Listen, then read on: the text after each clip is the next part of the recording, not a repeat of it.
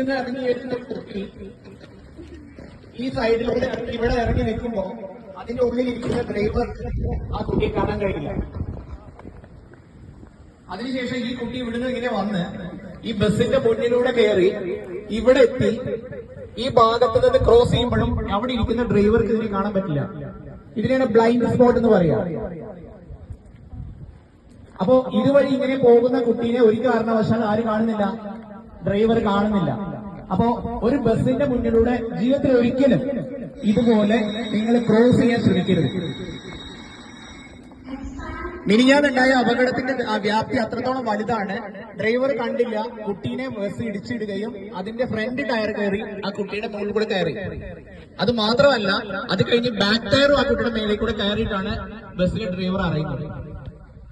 അപ്പൊ blind spot എന്താണെന്ന് നിങ്ങൾ വ്യക്തമായിട്ട് മനസ്സിലാക്കിയിരിക്കണം. ഇത് ടെക്സ്റ്റ് ബുക്കിലോ മറ്റു കാര്യങ്ങളോ നമ്മളെ പഠിപ്പിക്കുന്ന കാര്യമല്ല. അതായത് ബ്ലൈൻഡ് സ്പോട്ട് എന്ന് പറഞ്ഞു കഴിഞ്ഞാല് അവിടെ ഇരിക്കുന്ന ഡ്രൈവർക്ക്, ആ ഡ്രൈവർ സീറ്റിൽ ഇരിക്കുന്ന ആൾക്ക് ഈ ദൂരത്ത് നിന്നാൽ മാത്രമേ കാണാൻ കഴിയുള്ളൂ. ഇവർക്ക് അങ്ങോട്ടുള്ള ഇത്രയും ദൂരത്തിന് പറയുന്ന പേരാണ് ബ്ലൈൻഡ് സ്പോട്ട്. അപ്പോ ഏതെങ്കിലും കാലത്ത് ഏതെങ്കിലും സമയത്ത് ഇതുപോലെ ഒരു ബസ് നിർത്തിയിട്ടിട്ട് അതിന്റെ സൈഡിൽ ഇറങ്ങിയിട്ടുണ്ടെങ്കിൽ ആ ബസ് പോയ ശേഷം മാത്രം ഇടത്തോട്ടും വലത്തോട്ടും നോക്കിയ ശേഷം മാത്രമേ നമ്മൾ റോഡ് ക്രോസ് ചെയ്യാൻ പാടുള്ളൂ. ഈ ഒരു കാര്യം നിങ്ങൾക്ക് മനസ്സിലാവാൻ വേണ്ടിയിട്ടാണ്. താങ്ക് യു മോളെ. മോളെ പേരുന്നത് റിസ്വ. അത് വളരെ ഭംഗിയായിട്ട് സഹകരിച്ചു. റിഫയ്ക്ക് എന്റെ ഒരു സമ്മാനം.